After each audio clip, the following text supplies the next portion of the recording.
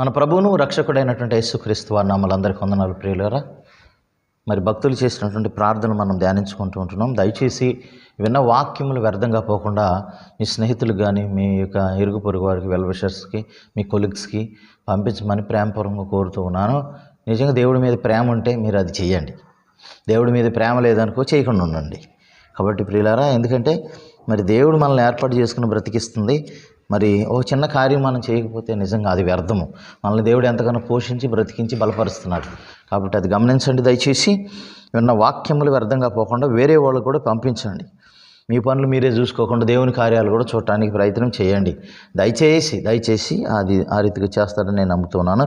ఈరోజు ప్రత్యేకంగా భక్తుడైనటువంటి హిజ్కియా చేసినటువంటి ప్రార్థనను మనం చూస్తాం.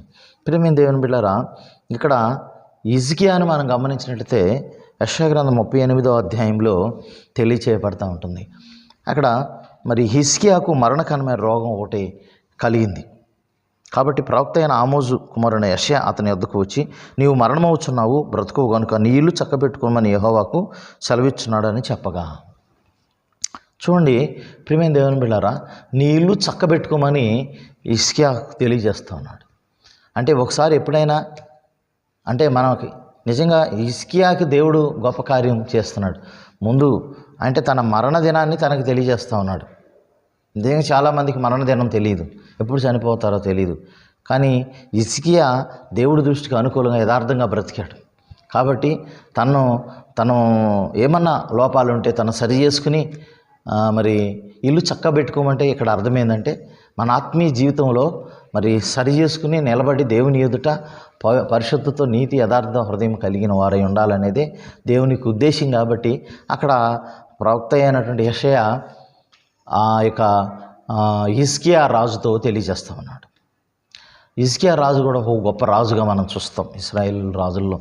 మరి ఆయన కూడా యథార్థవంతుడిగా మనం చూస్తాం.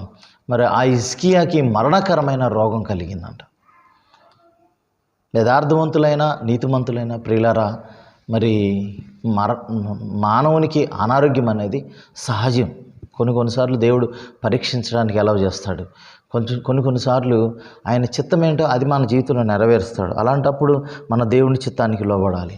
అయినప్పటికీ మరి హిజ్కియాకి ఇంకా కొన్నాళ్ళు బ్రతకాలని ఆశ ఉందేమో అందుకని ఆయన ఏం చేస్తున్నాడంటే దేవుని సముఖానికి వెళ్ళాడు. 2వ వచనములు యెషయా గ్రంథం 38వ అధ్యాయం 2వ వచనములు గమనించినట్టు, అతడు తన సముఖమును గోడ తట్టు తిప్పుకొని, యెహోవా యథార్థ హృదయుడవై సత్యముతో నీ సన్నిధిని నేను ఎట్లు నడుచుకుంటునో, నీ దృష్టికి అనుకూలముగా సమస్తమును నేను ఎట్లు జరిగించుతునో కృపతో జ్ఞాపకం చేసుకునమని హిజ్కియా కన్నీళ్లు విడుచుచు యెహోవాను ప్రార్థింపగా. చూడండి ప్రియులారా, తను చేసినటువంటి ఇంతకుముందు యథార్థంగా చేసిన కొన్ని కార్యాలను దేవుడికి తెలియజేస్తూ ఉన్నాడు. అయ్యా, నేను ఎంతో యథార్థంగా ఉన్నానో నీకు తెలుసు, నా భక్తి జీవితం నీకు తెలుసు, నేను ఏ విధంగా పరిపాలించానో ప్రజల్ని మీకు తెలుసు. కాబట్టి ఇవన్నీ ఒక్కసారి గుర్తు చేసుకోండి, ఒకసారి జ్ఞాపకం చేసుకోండి అని దేవునికి ప్రార్థన చేస్తున్నాడు.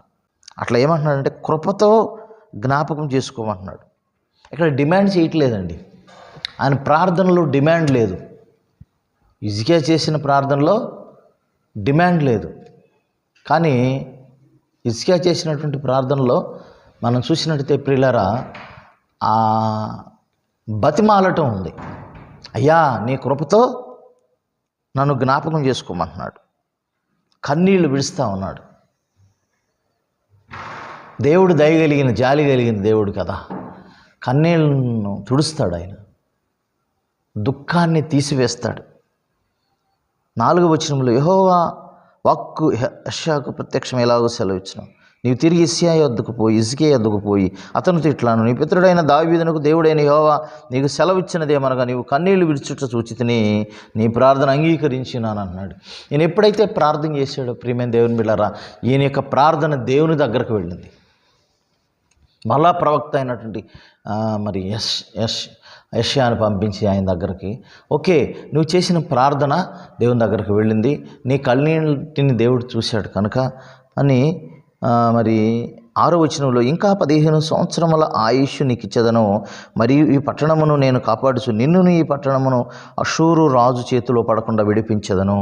చూడండి ప్రియమైన దేవుని బిడ్డలారా, ఆయన చేసిన ప్రార్థన వలన తనకు 15 సంవత్సరాల ఆయుష్ పొడిగించడమే కాకుండా ఆయనకు ఇంకో గొప్ప కార్యం ఏంటంటే, అషూరు దేశస్తులు ఎవరైతే ఉన్నారో వారి చేతిలో పడకుండా నేను విడిపిస్తానని దేవుడు సెలవిస్తాడు ఆయనకి.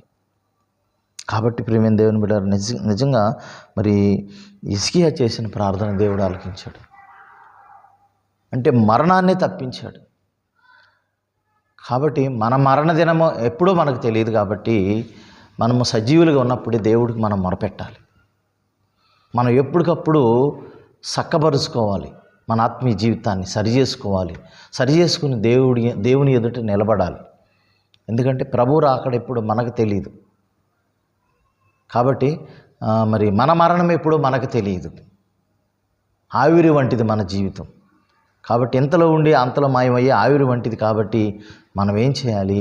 మన జీవం మనలో ఉండంగానే, మనం బ్రతికి ఉండంగానే ప్రియులారా, మనం దేవుడికి మొరపెట్టి మనం ఎప్పటికప్పుడు సరి చేసుకుంటూ నిలబడాలి. దేవుని ఎదుట చక్కగా నిలబడాలంటాడు. నరపుత్రుడా చక్కగా నిలబడంటాడు హిజ్కియా. అట్లాగే మనం కూడా దేవుని ఎదుట చక్కగా నిలబడాలి. ఎప్పుడు దేవునికి ప్రార్థన చేస్తూ ఉండాలి. ఒకవేళ ఎవరైతే అలాంటి మరణకరమైన వ్యాధి కలిగిన వారు ఎవరైనా ఉన్నట్లయితే ప్రియులారా గమనించండి, మీరు కూడా దేవునికి మొరపెట్టండి. ఒకవేళ దేవుని చిత్తమైతే మీరు బ్రతకడానికి దేవుడు అవకాశం ఇస్తాడు. మరణకరమైన వ్యాధి, ఈ రోజుల్లో చాలా మరణకరమైన వ్యాధులు ఉన్నాయి. క్యాన్సర్ కావచ్చు, ఎయిడ్స్ కావచ్చు, ఇంకా భయంకరమైనటువంటి మరణకరమైన వ్యాధులు మనుషులకు సంభవించినాయి. మూత్రపిండాలకు సంబంధించిన వ్యాధులు కావచ్చు, నరాల బలహీనతలు కావచ్చు. వీటన్నిటిని కూడా దేవుడు తగ్గించడానికి సమర్థుడు. ఆయన చిత్తానికి మనం లోబడి ప్రార్థన చేస్తే దేవుడు ఖచ్చితంగా వాటి నుండి విడుదల చేస్తాడు. ప్రియులారా, ప్రార్థన చేద్దాం, ప్రభువుకు మొరపెడదాం. హిజ్కియా ప్రార్థన అన్న దేవుడు, హిజ్కియా కన్నీటిని తుడిచిన దేవుడు మన కన్నీటిని తుడుస్తాడు, మన ప్రార్థన ఆలకిస్తాడు, మనకు కూడా గొప్ప జవాబునిస్తాడు, మనల్ని కూడా ఆశీర్వదిస్తాడు. ఆయుష్ని పొడిగించడమే కాకుండా తద్వారా మనకు గొప్ప కార్యాలను చేస్తాడు. దేవుడి పరిశుద్ధ వాక్యం దీవించిన గాక. ఆమెను ప్రార్థన చేసుకుందాం. మమ్మల్ని మికిలిగా ప్రేమించిన మా ప్రియ పరలోకపు తండ్రి, జీవాధిపతి, మీకు వందనాలు. హిజ్కియా కన్నీటిని తుడిచిన దేవుడు మరలా ఆయన ప్రార్థన చేసినప్పుడు ప్రభా మరణకర వ్యాధి నుండి తప్పించి 15 సంవత్సరాల ఆయుష్ పొడిగించడమే కాకుండా అషూరు రాజుల నుండి తనకు అపాయం లేకుండా చేసిన గొప్ప దేవుడు ఆయన ఉన్నారు. మీకు వందనాలు. ఆ రీతిగా మా శత్రువుల బారిని మమ్మల్ని రక్షించగల దేవుడు, మా శరీరంలో ఉన్న ప్రతి రుగ్మత నుండి తీసివేసి మమ్మల్ని బలపరిచి సంపూర్ణమైన స్వస్థతను కూడా అనుగ్రహించగలిగిన గొప్ప దేవుడు అయినారు. మీకు వందనాలయ్యా. ఆ రీతిగా మమ్మల్ని మా ప్రియులను కూడా స్వస్థపరిచి బలపరిచి బాగు చేసి మీ ఎదుట సంపూర్ణంగా పరిశుద్ధతో నిలబడటానికి కృప చూపించి దీవించమని యేసు పరిశుద్ధ నామమున అడిగి వేడుకొని ప్రార్థన చేస్తున్నాం తండ్రి. ఆమెన్. మన తండ్రి అయిన దేవుని ప్రేమ, ప్రభువైన యేసుక్రీస్తు వారి కృప, పరిశుద్ధాత్మని సహవాసం ఇక్కడ చేరమనుకును సకల పరిశుద్ధులకు ఎల్లప్పుడూ తోడే నడిపించును గాక. ఆమెన్. అందరికీ వందనాలు ప్రియులారా. మరే కొద్ది కాలాన్ని కలుసుకుందాం. అప్పుడు వరకు దేవుని కృప, దయ, కనికరం మీ మీద ఉండును గాక. God bless you all.